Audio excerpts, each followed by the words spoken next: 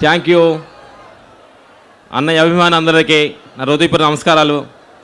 Brothers నెట్టుకోకుండా కొంచెం వెనక్కు నుంచొని ముందోళ్ళకి ఏమి ఇబ్బందికరంగా నుంచొని చూడండి తమ్ముళ్ళు. Thank you. మీలాగే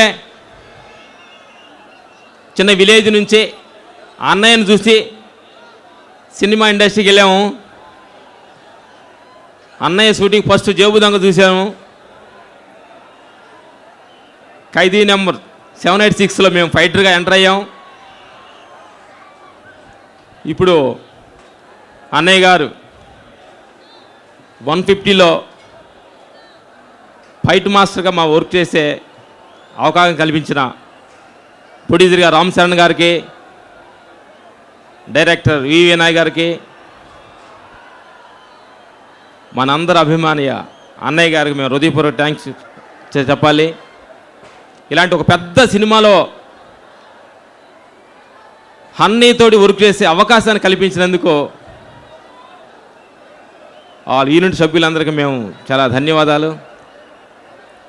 థ్యాంక్ యూ. ఒకటి చెప్పాలి,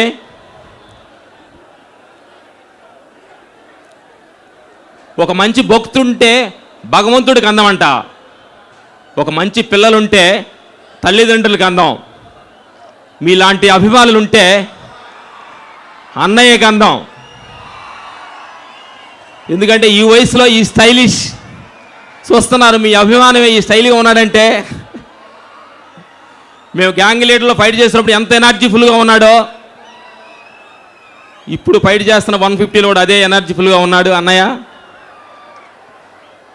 మేము దగ్గరగా ఉండి చూసాం కాబట్టి అన్నయ్యతో వర్క్ చేసే భాగ్యం దొరకడం చాలా చాలా ఆనందంగా ఉంది. Thank you. మాట్లాడతా. నమస్తే అన్నయ్య ఫ్యాన్స్ అందరికీ వెరీ వెరీ థ్యాంక్ యూ.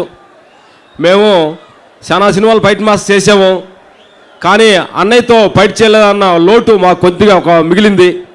మా జీవితం పరిపూర్ణమైంది అనుకున్నాం ఈ ఖైదీ నెంబర్ 150 సినిమా చేసి.